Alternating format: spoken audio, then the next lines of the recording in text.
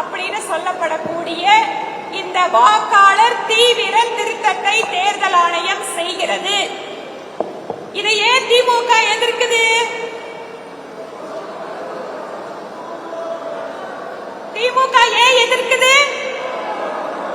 கள்ள ஓட்டு போடணும்னு நினைச்சு அதுல கரை கண்டவங்க என்னடா பூத்துல 70 ஓட்டு போட்டுட்டு இருந்தமே எஸ்ஐஆர்ல காலி பண்ண பாக்குறாங்களே அப்படின்னு திமுக எதிர்க்கிறது.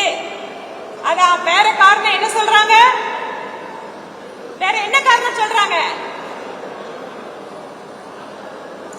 வாக்கை திருடுகிறார்கள் அப்படின்னு சொல்றாரு. ராகுல் காந்தியும் ஸ்டாலினும் வாக்கு திருட்டு பண்றாங்க. ஆனா உண்மையாகவே எத்தனை நாள் வாக்கு திருட்டு பண்றது யாரு? யாரு?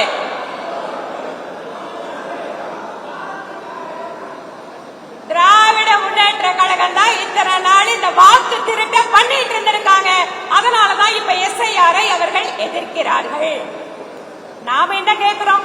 உண்மையான வாக்காளர்களை வாக்காளர் பட்டியல வைங்கன்னு சொல்லி கேட்கிறோம் இல்லையா? யாராவது இத்தனை பேர் இங்க இருக்கீங்க, நான் எஸ்ஐஆர் படிவம் கொடுத்தேன், நான் மக்களுக்கு மற்றவங்களுக்கு ஃபில் பண்ணி கொடுத்தேன் அப்படின்னு சொல்றவங்க கை தூக்குங்க. நான் எனக்கு மட்டும் இல்லைங்க, நான் மற்றவங்களுக்கும் ஃபார்ம் ஃபில் பண்ணி கொடுத்தேன். Good, very good. கை கீழே போடுங்க.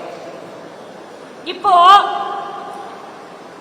இந்த ஃபார்ம் ஃபில் பண்ணி நாம இத்தனை நாள் கொடுத்ததுங்கிறது எனுமரேஷன் ஃபார்ம். அதுக்கு பேர் என்ன?